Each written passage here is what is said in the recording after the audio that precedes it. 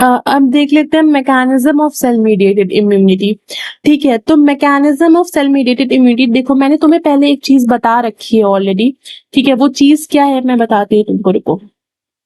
देखो मैंने तुम्हें क्या चीज बता रखी है कि जो हमारा एक्वायर्ड इम्यूनिटी होता है, ठीक है, हमारी जो एक्वायर्ड इम्यूनिटी होती है ना, एक्वायर्ड इम्यूनिटी, ठीक है, मैंने तुमको बता रखा है कि एक्वायर्ड इम्यूनिटी ना दो पार्ट्स में डिवाइडेड है, cell mediated immunity and the humoral immunity.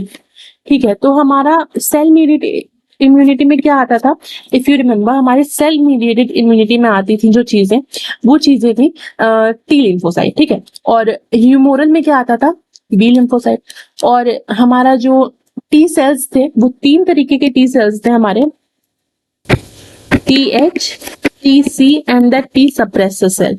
और ह्यूमोरल इम्यूनिटी में बी सेल्स आते थे, बी लिम्फोसाइट के, और ये दोनों आपस में मिलकर काम करते हैं। ठीक है, इतनी बातें पहले बात हो चुकी है। अब मैकेनिज्म देखते हैं कि फाइनली कैसे बात होती है। अच्छा, एक चीज तो तुम्हें पता है कि अगर फर्स्ट लाइन ऑफ डिफेंस नहीं क्रॉस कर जाता है एंटीबॉडी, कोई भी एंटीजन यानी पैथोजन, ठीक है, फर्स्ट लाइन ऑफ डिफेंस भी क्रॉस कर गया भाई, उससे लड़ गया, सेकेंड लाइन ऑफ डिफेंस भी उसने क्रॉस कर दिया, बचता क्या है, थर्ड लाइन ऑफ डिफेंस बचता है। ठीक है, तो थर्ड लाइन ऑफ डिफेंस में एक्वायर्ड इम्यूनिटी आती है। तो एक्वायर्ड इम्यूनिटी में कौन कौन से सेल्स आते हैं, हमारे टी सेल्स और बी सेल्स। याद रखना, जब तक हमारे पास टी सेल, TH यानी कि टी हेल्पर सेल एक्टिवेट नहीं होगा ना ही तुम्हारा कोई भी और टी सेल काम करेगा और ना ही तुम्हारा बी लिम्फोसाइट काम कर सकता है। तो इसको एक्टिवेट करने के लिए हमारे पास APC की जरूरत पड़ती है। फॉर एग्जाम्पल, हमारा ये टी लिम्फोसाइट है, TH सेल है, ठीक है, जिसमें एंटीजन लगा हुआ है। कैसे लगता है बता दिया था, मतलब कहाँ लगता है पिछले वीडियो में। अब TH इसके पास लगा है, तो ये जो हमारे पास ये जो हमारा एंटीजन होता है ना, ये सिर्फ और सिर्फ इसको रिकॉग्नाइज कर सकता है। ठीक है, फाइट करवाने के लिए इसके पास पहले वायरस आए तो वायरस को लेके कौन आता है, डेंड्राइट सेल लेके आते हैं, और वो डेंड्राइट सेल होते हैं हमारे APC, antigen presenting cell. Basically ये सेल्स प्रेजेंट करते हैं वायरस को to the T helper cells. फिर टी हेल्पर सेल तुरंत एक्टिवेट हो जाते हैं कि भाई वायरस आ गया, APC मेरे पास वायरस लेके आया है। T helper cell finally B cell को एक्टिवेट कराते हैं और TC सेल को एक्टिवेट कराते हैं। कैसे कराते हैं देख लेते हैं। देखो मैकेनिज्म देखो, मान लो कोई फीमेल थी जो बिल्कुल हेल्दी थी, एक एग्जांपल हम लेके चल रहे हैं, फीमेल बहुत ही हेल्दी थी, ठीक है, उसने इन्फेक्टेड मेल के साथ कोई भी कनेक्शन बनाया, सेक्सुअल कॉन्टैक्ट बनाया, उसके अंदर वायरस आ गया क्योंकि मेल इन्फेक्टेड था। अब वायरस आ चुका है ब्लड में, ठीक है, बॉडी में वायरस आ चुका है। अब APC तुरंत आएंगे, APC कहेंगे मैं क्या करूंगा ना, मैं कैप्चर करूंगा वायरस तुम्हें, और तुम्हें एक नियरेस्ट लिम्फ नोड पे लेके जाऊंगा जहां पे मेरे TH सेल होंगे, और फिर तुम्हारे देखना क्या हालत करवाता हूँ। तो APC क्या करता है ना, ये APC है हमारे पास, इसने वायरस को कैप्चर कर लिया। तो APC will capture virus nearest lymph node के पास लेके भी जाएगा ना। कैप्चर कर लिया वायरस को, ठीक है, कैप्चर हो चुका है। पहले APC खुद प्रोसेस करेगा, मतलब उसके टुकड़े टुकड़े करेगा। तो APC ने वायरस के टुकड़े टुकड़े कर दिए यहाँ पे, ठीक है, और APC अब प्रेजेंट करेगा इस वायरस को TH सेल के पास। अब APC हमारा ये है, तो APC जब प्रेजेंट करेगा TH सेल के पास वायरस को, तो उसके पास क्या होना चाहिए, कुछ प्रेजेंट करने के लिए होना चाहिए। तो APC का उसका एक हाथ होता है जिसको हम MHC सेकेंड कहते हैं, ठीक है, ये हाथ TH सेल के पास जाएगा, ठीक है, और कहेगा तुम वायरस को लो। जैसे ही वायरस देखेगा ना TH सेल, तुरंत वो क्या करेगा, एक्टिवेट हो जाएगा और डिवाइड करना शुरू हो जाएगा। जैसे एक्टिवेट होगा वो इफेक्टर TH सेल बनाएगा। देखो जब भी हम बात करेंगे ना डिवाइड यानी कि प्रोलिफरेट होने की, तो यहाँ पे कोई भी इम्यून सेल जब भी प्लोरिफलेट होगा तो वो एक इफेक्टर सेल बनाएगा जो फाइनली हमारा वायरस को मारने में मदद करेगा, और एक हमारा बनाएगा मेमोरी सेल। ये मेमोरी सेल स्टोर हो जाते हैं अगली बार काम आने के लिए, इनके बारे में बाद में देखेंगे। इफेक्टर सेल फाइनली वायरस पे काम करते हैं, वायरस से फाइट करते हैं, उसको किल भी कर देते हैं।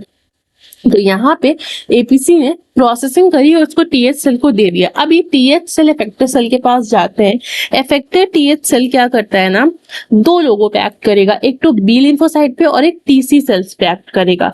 ठीक है, तो टीसी सेल्स पे एक्ट करेगा, टीसी सेल को एक्टिवेट कर देगा और डिवाइड करेगा। टीसी सेल किसमें डिवाइड करेगा, इफेक्टर सेल में और मेमोरी सेल में डिवाइड करेगा। ठीक है, इसी तरीके से बी लिम्फोसाइट को वो डिवाइड करवाएगा, वो भी बी लिम्फोसाइट भी इफेक्टर सेल में डिवाइड होंगे, मेमोरी सेल में डिवाइड होंगे। ठीक है, बता दिया इफेक्टर और मेमोरी सेल में डिवाइड होते हैं इम्यून सेल्स। अब जो इफेक्टर सेल होते हैं वो इफेक्ट शो करते हैं, अपना इफेक्ट शो करेंगे वायरस पे। जो इफेक्टर सेल होते हैं ना बी लिम्फोसाइट के, वो ये जो मेमोरी सेल है वो तो स्टोर हो जाते हैं हमारे, इफेक्टर सेल ही सारा इफेक्ट दिखाते हैं। तो इफेक्टर सेल जो हमारे पास है वो प्लाज्मा सेल कहलाते हैं, किसके, of the B lymphocyte. B lymphocyte के जो भी हमारे इफेक्टर सेल होते हैं ना वो प्लाज्मा सेल कहलाते हैं। ठीक है, अब क्या होता है ना कि हमारे पास ये जो इफेक्टर सेल बी लिम्फोसाइट के होते हैं ना वो एंटीबॉडी सिक्रीट करते हैं। एंटीबॉडी के लिए तुम्हें एक ये याद रख लेना, गम दे, बस गम दे याद रख लो। अभी एंटीबॉडी जब हम नेक्स्ट लेक्चर में करेंगे ना देन यू विल अंडरस्टैंड कि क्या होता है गम दे, मैं क्यों कह रही हूँ याद रखने के लिए, तो गम दे याद रखना। ठीक है, तो एंटीबॉडीज कौन सिक्रीट करेगा, बी लिम्फोसाइट। ठीक है, फाइन, वेरी गुड। तो इफेक्टर बी सेल सिक्रीट करते हैं एंटीबॉडीज। ठीक है, जो कि बॉडी फ्लूइड्स में सिक्रीट होता है, जैसे कि ब्लड, लिम्फ, टिश्यू फ्लूइड। अच्छा देखो, मैंने तुम्हें एक बात बताई थी कि जो हमारे बी लिम्फोसाइट होते हैं ना, बी लिम्फोसाइट, वो क्या होता है, बी लिम्फोसाइट क्या होता है, ह्यूमोरल इम्यूनिटी होता है। पहले लेक्चर में बताया गया था कि ह्यूमर क्या होता है बॉडी के रिस्पेक्ट में, ह्यूमर इज सर्टेन फ्लूइड्स, तो ह्यूमोरल इम्यूनिटी होता है।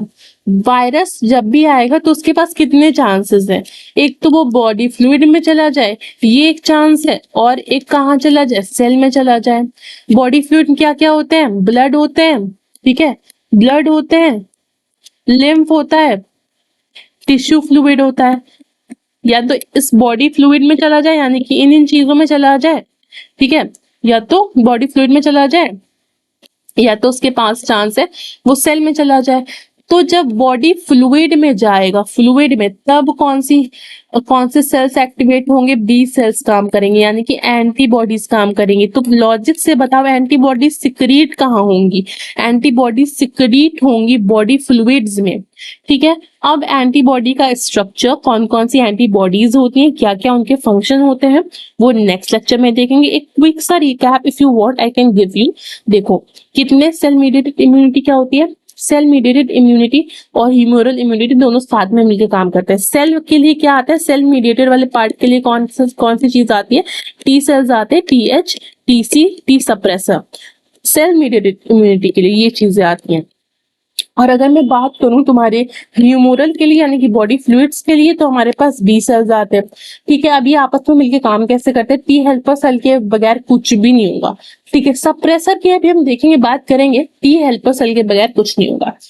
तो ये हमारा एपीसी है प्यारा सा। ठीक है, एपीसी आया हमारा। अब एपीसी ने तुरंत वायरस को डिटेक्ट कर लिया, एपीसी ने वायरस को कैप्चर कर लिया। अब एपीसी बोलेगा वायरस तू चल, तूने पंगा गलत इंसान से लिया है, तू चलेगा, अब मैं तुझे लेके जाऊंगा अपने लिम्फ नोड के पास, तू गलत बॉडी में आ गया है, मैं इस बॉडी की रक्षा करता हूँ। ठीक है, तो APC is like that, APC लेके जाएगा इसको अपने पास वाले लिम्फ नोड पे। वहां पे क्या होते हैं, हमारे टीएच सेल आराम कर रहे होते हैं अपने रिसेप्टर के साथ। जैसे वो लेके आया ना, ये क्या करेगा, वायरस को प्रोसेस करेगा, उसके टुकड़े टुकड़े करेगा, फिर इसको फाइनली वो प्रेजेंट करेगा। ठीक है, वायरस को छोटा सा पार्ट प्रेजेंट होगा टीएच सेल के पास, टीएच सेल तुरंत एक्टिवेट हो जाएंगे। ठीक है, एक्टिवेट हो जाएंगे और एक्टिवेट होते ही वो डिवाइड हो जाएंगे, यानी कि प्रोलिफरेट हो जाएंगे। डिवाइड किसमें होंगे, वो डिवाइड होंगे वो इफेक्टर सेल्स में और मेमोरी सेल में। ये मेमोरी सेल का कुछ नहीं, आराम से स्टोर हो जाते हैं, ताकि अगली बार अगर सेम वायरस आए तुरंत मेमोरी सेल एक्ट करने लग जाए और तुरंत खत्म कर दे, इतना प्रोसेस ही ना हो। इफेक्टर सेल इफेक्ट शो करेंगे बी लिम्फोसाइट पे। ठीक है, और बी लिम्फोसाइट है। ठीक है, और टीसी सेल्स पे बी लिम्फोसाइट क्या होंगे, अगेन जैसे इफेक्टर सेल काम करेगा बी लिम्फोसाइट पे, बी लिम्फोसाइट भी तुरंत एक्टिवेट हो जाएंगे और डिवाइड करना शुरू कर देंगे। इफेक्टर सेल में डिवाइड होंगे, किस में डिवाइड होंगे, मेमोरी सेल में मेमोरी सेल स्टोर हो जाएगा, इफेक्टर सेल एंटीबॉडी सिक्रीट करेगा कहाँ पे, टू द बॉडी फ्लूइड्स में। फिर ये बॉडी फ्लूइड में अगर वायरस आ गया है तो उसको मार देंगे। और एक तरफ ये, इसको हम प्लाज्मा सेल्स भी कह देते हैं।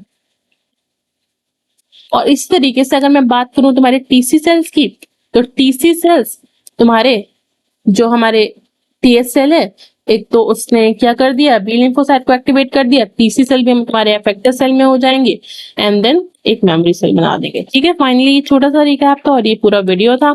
तो अब नेक्स्ट लेक्चर में हम एंटीबॉडी का स्ट्रक्चर देखेंगे।